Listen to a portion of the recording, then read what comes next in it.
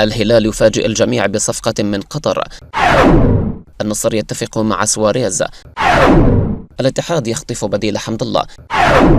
طلب جديد من الفراج لجمهور النصر. الهلال يوافق على بيع دلغادو إلى غريميو.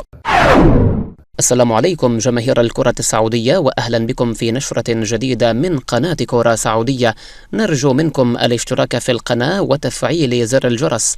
ننتقل الآن من العناوين إلى تفاصيل النشرة. سنجعل الهلال رقم 1 في العالم، هكذا وعد الأمير الوليد بن طلال عضو الشرف الذهبي بالنادي جماهير هذا الكيان الكبير. والهلال يحقق نجاحات رياضية وإدارية كبرى مع مجلس إدارة الهلال برئاسة فهد بن نافل الذي تولى المنصب في الأساس بدعم بن طلال. وتنتهي ولاية بن نافل في شهر يونيو من عام 2023، حيث بدأت الجماهير الهلالية في الضغط عليه من أجل الترشح في الانتخابات القادمة. ودشن عشاق الزعيم هاشتاغا باسم إدارة الهلال 4 أعوام قادمة، وهو ما يحظى بموافقة وتأييد من الأمير الوليد بن طلال وفقا للعديد من التقارير. وفي حال انتخابه لولاية أخرى فإن بن نافل وبدعم من الوليد بن طلال يحضر مجموعة من المفاجآت التاريخية لجماهير النادي بصفة عامة وعشاق الفريق الأول خصوصا على النحو التالي: صفقات محلية. اتفق الزعيم مع 3 صفقات محلية كبرى لضمهم إلى صفوفه في الصيف القادم وفقا للتقارير الأخيرة، وهم قلب دفاع الشباب حسان تنبكتي، وجناح الأهلي هيثم عسيري، ومهاجم الفتح فراس لبركان كريستيانو رونالدو، حيث اعترف بن نافل بأن الأسطورة البرتغالية كريستيانو رونالدو كان قريبا من الهلال في صيف العام الحالي لولا الحرمان من التعاقدات، مع أنباء عن محاولة ضمه من جديد في الموسم الرياضي القادم. ملعب جديد، حيث أن الإعلامي الرياضي صالح الطريقي أعلن عن قرار رسمي في الهلال ببناء ملعب خاص للفريق الأول لكرة القدم، مع تلميحه بإمكانية شراء أحد الاستادات التي ستقوم قطر بتفكيكها بعد نهائية كأس العالم 2022.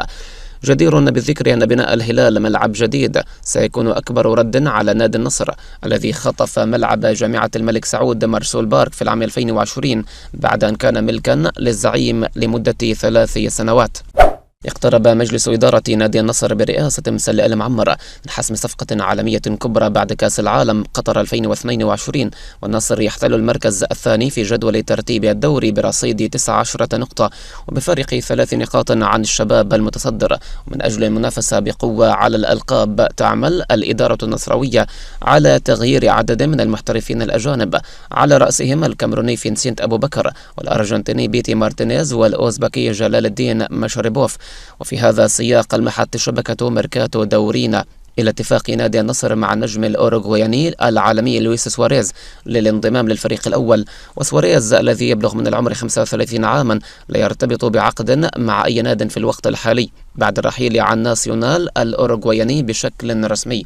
وتحت عنوان النصر في الانتقالات الشتوية وضعت الشبكة عبر حسابها بتويتر شعار الأوروغواي مع اللون الأصفر في تأكيد على صفقة سواريز، وارتبط اسم أسطورة برشلونة الإسباني وليفربول الإنجليزي الأسبق بالانتقال إلى قلعة العالم بالفعل في الفترة الماضية. ويرى النصر أن التعاقد مع لاعب برشلونة السابق فرصة لا تعوض لحل مشاكل الفريق الهجومية، لا سيما في ظل تراجع الأداء التهديفي للكاميروني فينسنت أبو بكر في الموسم الحالي. ويعتقد مسؤول النصر أن سواريز يمتلك الخبرات الكبيرة وكذلك القدرات التهديفية، ويعد فرصة جيدة لتعزيز الهجوم في منتصف الموسم الحالي.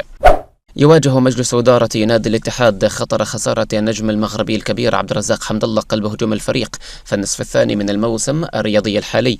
وحمد الله البالغ من العمر 31 سنة انضم إلى الاتحاد مجانا في يناير 2022 بعد فسخ العقد مع مجلس إدارة النصر بشكل رسمي في نوفمبر من العام الماضي. وبعد الانتقال إلى العميد قدمت الإدارة النصراوية شكوى رسمية ضد النجم المغربي، حيث تم إيقافه 4 أشهر قبل أن يرفع مركز التحكيم الرياضي السعودي العقوبة بشكل مؤقت لحين إصدار الحكم النهائي. ولكن الإعلامي الرياضي خالد البدر أعلن في الساعات الماضية استقرار مركز التحكيم على تأييد عقوبة إيقاف حمد الله 4 أشهر مع حرمان الاتحاد من التعاقدات في الميركاتو الشتوي القادم.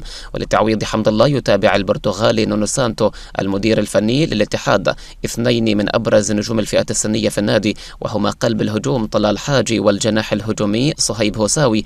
وحاجي حصل على لقب هداف دوري البراعم تحت 15 سنة في الموسم الرياضي الماضي برصيد 28 هدفا، قبل أن يتوج هدافا لبطولة كأس العرب للناشئين مع منتخب السعودية ب7 أهداف. أما هوساوي فيقدم مستويات مبهرة مع الفئات السنية بالاتحاد في الموسم الرياضي الحالي، حيث سجل 10 أهداف في 9 مباريات مع إجادة الضربات الثابتة. وعلى الرغم من أن عمريهما الصغير والذي لا يتجاوز 16 عاما، إلا أن سانتو أعرب عن إعجابه الكبير بإمكانية هذا الثنائي مع إمكانية تصعيدهما في النصف الثاني من الموسم الرياضي الحالي. كشف موقع ريد سبورت عن تقديم نادي غريميو البرازيلي عرضا لنادي الهلال لكسب خدمات لاعبه ميشيل دلغادو لاعب الفريق خلال فترة الانتقالات الشتوية القادمة. وقال الموقع إن النادي البرازيلي حاول التعاقد مع دلغادو، لكنه يعلم أن الصفقة ليست سهلة حتى مع رغبة اللاعب في العودة للبرازيل، ولكن الهلال طلب من غريميو ثمن باهظ مما يجعل الصفقة صعبة. وأشار الموقع إلى أن الهلال وافق على بيع لاعبه إلى غريميو، إلا أنه طلب الحصول على ضعف ما دفعه إلى فلامينغو للتعاقد معه، حيث دفع 45 مليون ريال برازيلي، وهو ما يعني حصوله على 90 مليون ريال للموافقة على رحيله إلى النادي البرازيلي. وذكرت تقارير الصحفية برازيلية سابقة عن اهتمام البرازيلي ريناتو غاويتشو مدرب نادي غريميو بالتعاقد مع البرازيلي دلغادو لاعب الهلال السعودي لتدعيم صفوفه في الموسم المقبل. وأوضحت التقارير أن مدرب غريميو يثق بإمكانيات دلغادو، حيث قدم اللاعب أفضل مستوياته مع المدرب عندما كانا معا في نادي فلامينغو البرازيلي. وسبق أن أبدت العديد من الأندية اهتمامها بلاعب الهلال، أبرزها ساو باولو وفلامينغو وكورينثيانز وبوتافوغو لكسب خدمات دلغادو. وانتقل ميشيل صاحب 26 عاما إلى نادي الهلال بعقد يمتد ل3 سنوات، حيث يجيد دلغادو اللعب في جميع مراكز الهجوم، ولكنه يبرع أكثر في مركز الجناح الأيسر. وسجل اللاعب مع الهلال الموسم الماضي 3 أهداف و4 تمريرات حاسمة في 19 مباراة خاضها رفقة الفريق.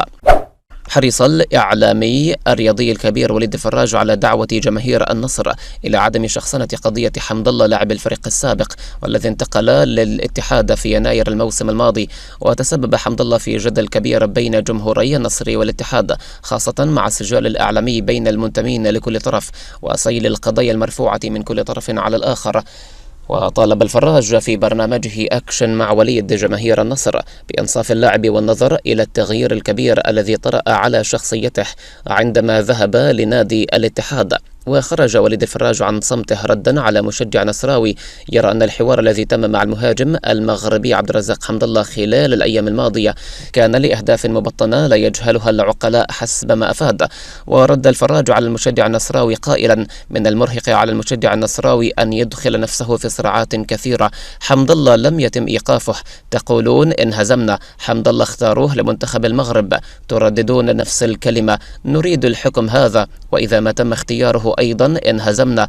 وتابع الفراج: هذه المعارك كثيرة على المشجع، فهو عليه التركيز مع فريقه فقط، وأطلب من كل محبي نادي النصر: أخرجوا حمد الله من رؤوسكم، العملية تحولت لشيء شخصي. يا نصراويين، هناك نجوم أتوا ورحلوا ومدربين كان من المفترض يوقعوا وتركوا النصر. حينها لم يشعر المشجع النصراوي بمثل هذه الحساسية تجاه أحد مثل حمد الله. ووجه وليد الفراج رسالة إلى مشجعي النصر قائلا: يا أخي، على الأقل هذا اللاعب فرحكم في الماضي وأسعدكم، اللاعب كان ممكن تبيع عقده وتخلص وتستفيد، العملية صار فيها شخصنة مو طبيعية.